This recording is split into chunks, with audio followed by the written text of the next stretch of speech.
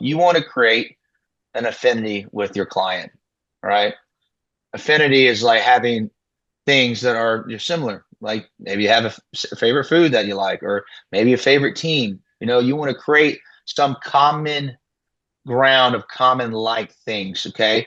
Because that creates reality, all right? And then once you do all that, then you're in communication, okay?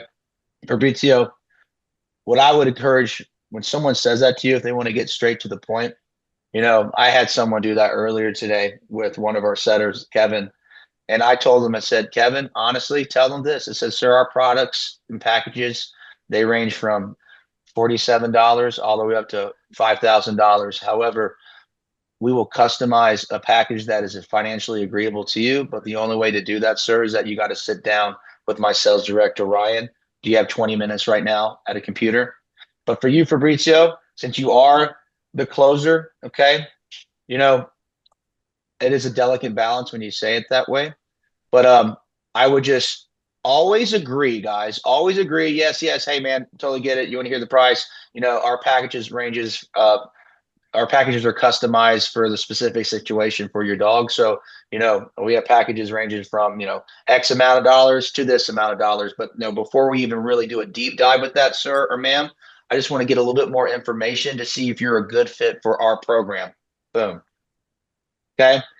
You're a good fit Yeah. for us. You're a Yes. good fit for us, guys. Think about this. It's called status. If you put yourself, when you're talking to somebody, you always want to talk, especially in business and altitude. It's not like talking down to somebody. It's talking about, hey, you're the person that can help them, right? If you go lower than them in terms of like, oh, that you need them, then you'll never get a sell done because it comes off as desperation, right? It comes out like, I need you. They need you. They need to drink your water. They need to drink your program. You have the tools to get the help that they need. Okay. And it's a fine line sometimes, guys, too, because I have my setters a lot and they're like eager to get a set. And I'm like, guys, not everybody can come into my door. I tell this to everyone. I say, guys, imagine that you are the bouncer at the most prestigious club, period. Okay, I used to live in LA for Breeze. I used to live in Sherman Oaks for 7 years. So I know the whole area. But imagine that, guys.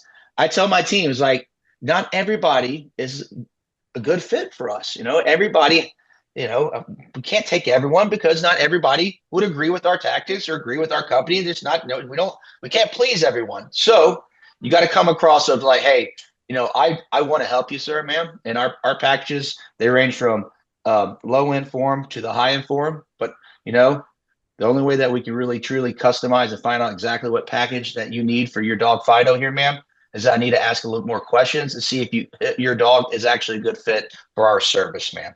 Okay. Does that make sense for you?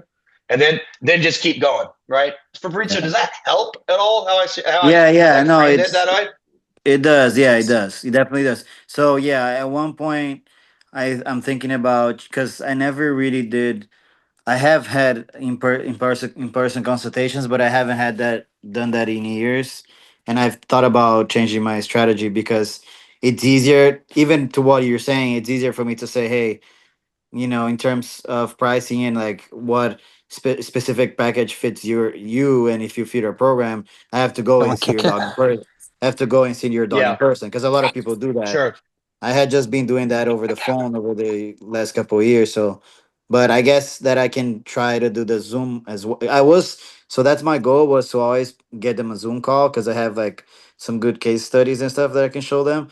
But yeah, once you jump to the price, then I feel like I get lost in the sense of the Zoom call. You know what I mean? But what you Yes, said does yes. help, though.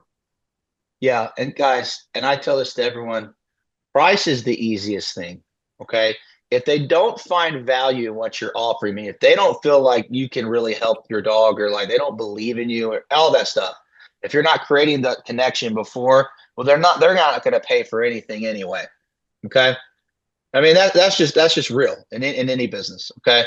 For you, my brother Fabrizio, I mean, our business, we're a virtual office. So a lot of everything is Zoom, but if you have the capability, guys, to be in front of someone, especially, with their dog and doing that, I would always recommend that because it's organic. You're right there. right? There are a couple times, and this is nuts. This is a story for us. So I've had this, go ahead, Joe. oh, I was just, shoot, Ryan, I apologize that my No, no, Tourette's please, no. kicked That's in. I want y'all to talk. It's all good. So my old partner that used to do all our marketing, he says Yeah. most people have no idea how to consume dog training. They don't know what they're looking for because it's not like a car or groceries or anything. It's a service. So something that we used to do when someone would call in and say, well, what does it cost? We would say, well, is price your only consideration when you're choosing a dog trainer? Because it kind of starts them thinking of like, oh wow, maybe this is like buying LASIK, and maybe this is something I need to really think about because I never thought there was much of a difference. First time I hired a dog trainer, it was only on price and availability. So nobody really taught me how to consume dog training. So I would assume when someone calls in that they have no idea how to purchase or how to select dog training, and you just walk them through that process. So they will trust you as a teacher if you can kind of like explain that to them. So just have that in your Well heart said. when Well they said. call in. Yep. Yeah. Thank you. No, Joe. No, you're 100% right, guys. And Ryan, I'll get your question in 2 seconds. I just want this one. I want to say this because what Joe just said really resonates.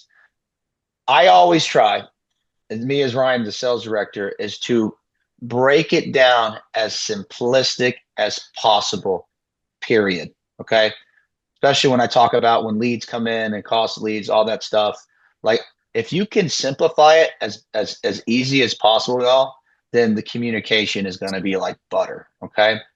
You got to think about it this way, y'all. Again, like Joe said, they don't know. They don't know. If they knew, they wouldn't be coming to you guys. All right. They don't know that. Their awareness has not been raised. Your job is to raise people's awareness, all right? To make them realize, oh my God, I do need help. My dog does need help. It's more than just a bark. It's something bigger. But they won't know that, y'all, until you explain it to them, show case studies, provide value, and make them come with the idea at the end of that finish line. Oh my God, you are the answers to my prayers. Does that make Like, sense? yeah. Well, Yeah. Yeah.